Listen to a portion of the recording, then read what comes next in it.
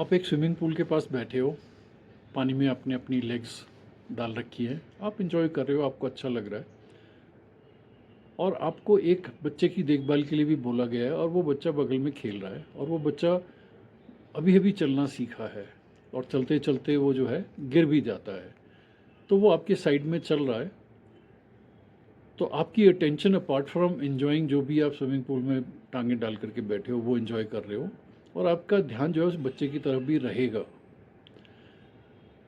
यही सिस्टम होता है, परमपिता परमात्मा और बच्चा जो है वो हम हैं, ठीक है। तो ऊपर वाला जो है हमेशा हम सबको अपने ध्यान में रखता है। तो बच्चे को नहीं मालूम है कि ये पानी है, इसके अंदर गिर सकते हैं, प्रॉब्लम आ सकती है। तो बच्चा जो है वो पानी की तरफ चलना शुरू करता है। जैसे ही बच्चा पानी की तरफ चलना शुरू करता है तो आप क्या करोगे, बच्चे को उठा करके पीछे कर दोगे। फिर बच्चा पानी की तरफ आता है तो जैसे ही आपको नज़र आता है कि फिर ये पानी में गिर सकता है, आप उसको उठा के फिर पीछे कर दोगे। ऐसे कई बार होता है। जब ऐसे कई बार होता है तो बच्चा जो है झुंझला जाता है, उसको लगता है कि ये क्या है, मैं तो अभी अभी चलना सीखा हूँ और मैं बहुत अच्छे से चल रहा हूँ और ये मुझे बार बार पीछे क्यों किया जा रहा है। उसको कारण नहीं समझ आता, उसकी इतनी बड़ी समझ नहीं होती है। इसी तरीके से ज़िंदगी में जब हम कुछ काम करने जाते हैं और हमें असफलता मिलती है, बार बार असफलता मिलती है और हमें बैकफुट पे कर दिया जाता है, तो हम फ्रस्ट्रेटेड हो जाते हैं। हम ये सोचते हैं कि हम ठीक काम कर रहे हैं, हम सब रूल्स एंड रेगुलेशन मान रहे हैं, हम सोसाइटी के बहुत अच्छे नागरिक भी हैं और फिर हमें ये सेटबैक क्यों हो रहे हैं। ये इसलिए हो रहे हैं ताकि आप इतने समझदार नहीं हो, आप ज़िंदगी को एक डिफरेंट परसेप्शन से नहीं देख पा रहे हो कि अगर इसी लाइन में आप आगे चलते गए तो एक दिन आप पानी में डूब जाओगे। इस चीज़ को ध्यान में रख करके अगर आप ज़िंदगी में चलोगे तो आपको ज़िंदगी जो है वो अनकंफर्टेबल नहीं लगेगी। एक टाइम होता था जब एक प्रोवर्ब जो है बहुत अच्छे से लोगों को बताया जाता था कि लीव नो स्टोन अनटर्न्ड। अब वो टाइम नहीं है। You have to leave certain stones unturned.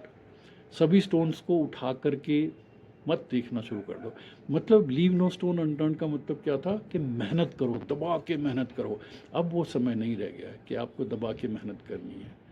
जो काम सहज भाव से हो रहा है उस काम में आप आगे चलते जाओ और जिस काम में रुकावटें आती हैं, एक दो बार रुकावट आती है तो कोशिश करो करने की कि शायद कोई ह्यूमन मिस्टेक होगी या और कुछ प्लानिंग गलत हो गई होगी।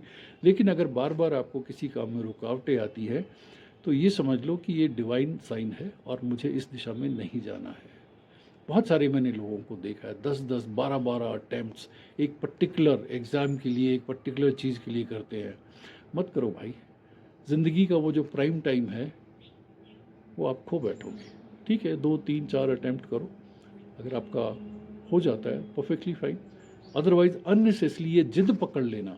मैंने बहुत सारे स्टूडेंट्स को देखा है, जाना है तो हमने आईआईटी में ही जाना है, नॉर्मल इंजीनियरिंग कॉलेज में जाना ही नहीं है, 3-3, 4-4 बार ड्रॉप आउट कर लेते हैं। फाइनली अपनी एज से बहुत छोटे बच्चों के साथ में किसी नॉर्मल लाला जी के कॉलेज में इंजीनियरिंग करते हैं।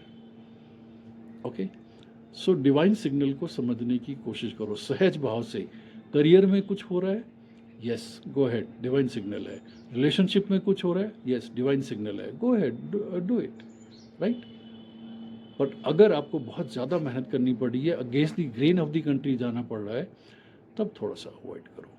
इससे आपको फ्रस्ट्रेशन नहीं होगी, आपकी एनर्जी सही दिशा में लगेगी और आपका मनोबल बना रहेगा।